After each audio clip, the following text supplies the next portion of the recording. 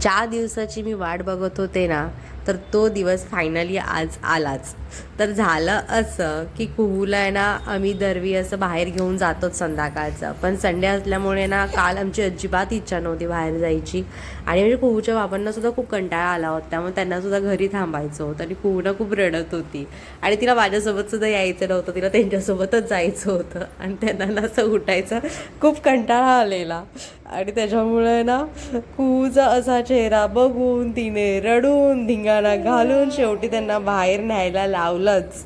आणि त्याचा ना राग आला होता त्यांना माझा, कारण आहे ना मी तिला खाली घेऊन जात नव्हते. आणि ते ना मी घरात शांत बसेल एकटी म्हणून आहे ना या सगळ्या गोष्टी आहेत ना खाली टाकत होते उचलून. एक एक गोष्ट त्यांनी ना उचलून खाली टाकली होती फक्त मला चिडवण्यासाठी.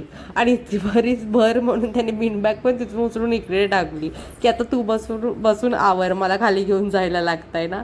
तर माझी ही पोरगी खरंच मला तिच्यावरती प्राऊड फील होतो की तिनं आहे ना तिच्या बापाकडून हे करवून घेतलं.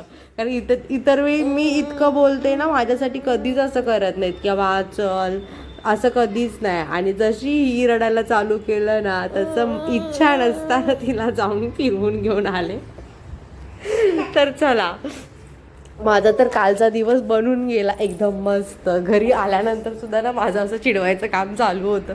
असं आहे ना कुहर मी मोठ्या मोठ्याने ना असं डान्स करत होतो आणि त्यांना आहे ना असं मुद्दामून चिडवत होतो त्यांच्यासमोर. असं मी खूप असं मस्तीसुद्धा करत होतो. खूप टाईम आमचं हे चालू होतं, कारण आमचं जेवण वगैरे सगळं आवरलं होतं. रात्री मी फेस मास्क लावला होता, तर ते मी कुहूला घाबरवत होते, तर ही आहे ना अजिबात घाबरत नव्हती. उलट ती माझ्याकडे बघून हसत होती, तिला वाटत होतं हे काय कार्टून आहे. तर सबस्क्राईब करायला विसरू नका.